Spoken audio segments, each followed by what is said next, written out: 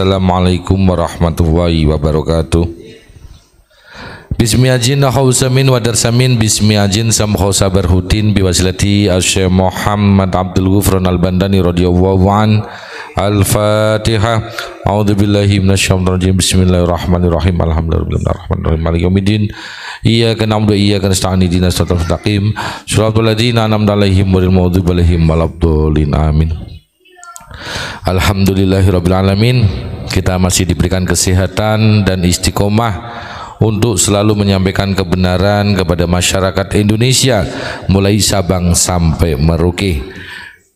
Baik, malam ini saya akan membahas sejarahnya Kiai Haji Ahmad Kusyairi.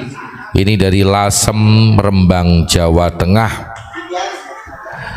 Siapa Mbah Kiai Haji Ahmad Kusyairi atau Mbah Kusyairi Rembang ini? Beliau dilahirkan di Dukuh Sumber Girang Lasem, Rembang, Jawa Tengah pada tanggal 11 Sya'ban 1311 Hijriah atau bertepatan pada tanggal 17 Februari tahun 1894 Masehi. Yang mana Mbah Kusyairi ini adalah mertua daripada Mbah Hamid Pasuruan. Itu yang nama beliau yang akan masyhur di Pasuruan. Tetapi beliau aslinya dari Lasem, tadi sudah kami sebutkan, dari Dukuh Sumber Girang, Lasem, Rembang, Jawa Tengah. Kalau dilihat dari silsilahnya, Kiai Haji Ahmad Kusyairi ini bin Kiai Sidik bin Abdullah bin Soleh bin Asy'ari bin Muhammad Azroi bin Yusuf bin Sayyid Abdurrahman atau Mbah Sambu. Mbah Sambu itu makamnya kalau dari Surabaya ada lampu merah Lasem, persis ada Masjid Lasem, belakangnya persis itu ada makam Mbah Sambu. Di situ juga di sampingnya ada makam Mbah Baidowi, Mbah Maksum Lasem yang kemarin kami sudah sampaikan, dan makam ulama-ulama yang lain. Disitulah dari Mbah Sambu yang akan melahirkan ulama-ulama Jawa, pada khususnya Jawa Tengah dan Jawa Timur banyak yang dilahirkan dari jalurnya Mbah Sambu. Kalau dilihat dari jalur nasab silsilah ini, Mbah Sambu jelas nyambung sampai kepada Wali Songo. Mbah Sambu ini adalah putra Pangeran Benowo. Pangeran Benowo putranya Eyang Joko Tingkir. Eyang Joko Tingkir ini kalau dilihat dari istrinya adalah putri Sultan Trenggono bin Raden Fatah. Kalau dilihat dari Sultan Trenggono, istrinya adalah putri daripada Eyang Sunan Kalijogo. Kalau nyambung dari Joko Tingkirnya ke atas ada namanya Ki Ageng Kebo Kenongo. Makamnya ada di Boyolali. Ki Ageng Kebo Kenongo atau Ki Ageng Pengging di sini juga mempunyai ayah lagi namanya Pangeran Handayaningrat yang beristri namanya Ratu Pambayun. Itu alhamdulillah saya pernah ziarah ke sana di Pangeran Handayaningrat, termasuk Ki Ageng Pengging atau Ki Ageng Kebo Kenongo. Berarti sesuai dengan dawuhnya Abuya Mamang Ghufran Al-Bandani radhiyallahu an, ulama Nusantara semua akan bermuara kepada Wali Songo bersamaan kerajaan-kerajaan yang ada di Nusantara. Jadi dari kerajaan ini diteruskan Wali Songo dan diteruskan sampai kepada ulama-ulama Nusantara.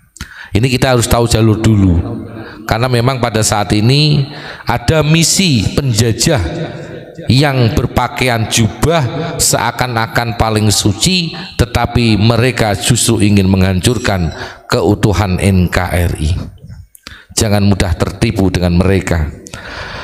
Mbah Ahmad Kusyairi ini terkenal dengan ahli falak, juga seorang sastrawan karena beliau menguasai beberapa bahasa termasuk Belanda, Inggris, Mandarin, juga Jepang, bahasa Arab. Jadi ada beberapa bahasa yang dikuasai beliau. Pernah waktu belajar beliau mondok di pondoknya Mbah Khalil Madura atau Syekhona Khalil Bangdura. Di situ disebutkan dalam sejarahnya ini bahwasanya Mbah Ahmad Qusairi ini termasuk salah satu santri kinasih. Jadi sering dipanggil ke kamarnya Syekhona Khalil Bangkalan, dididik khusus langsung.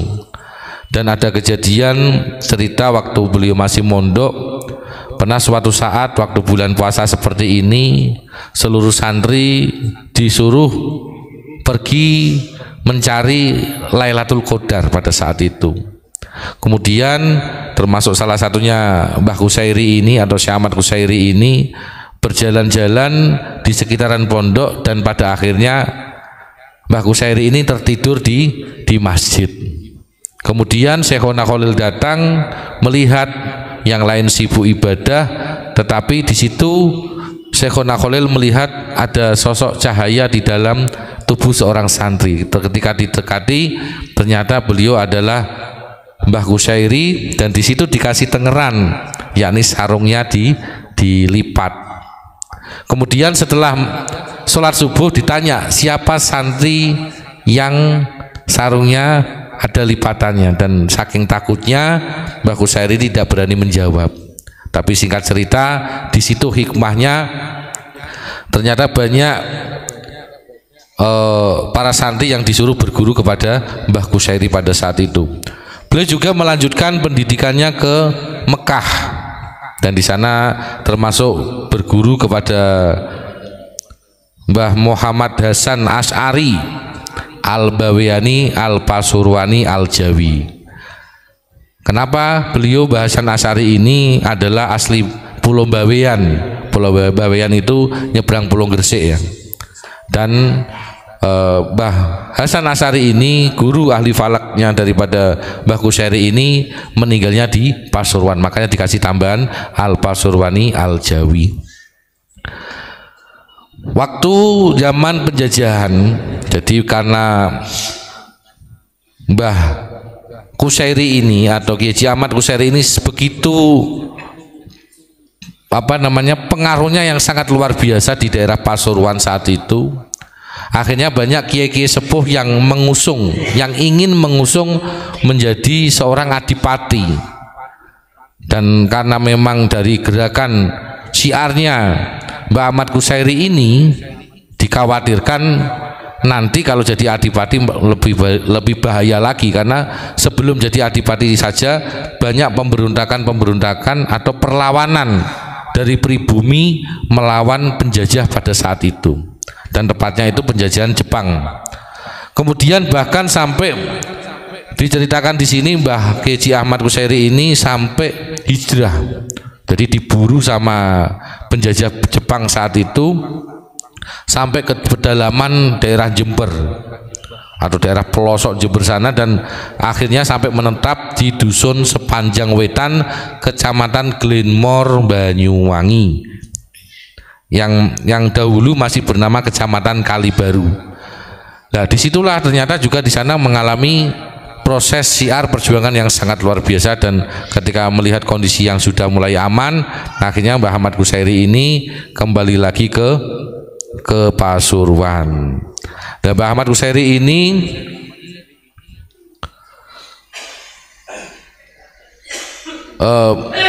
mempunyai karya himpunan sholawat yang diberikan nama Al-Wasilatul Hariyah fi Sholawati ala Khairil Bariyah. Itu salah satu karyanya beliau, dan di sini juga disebutkan.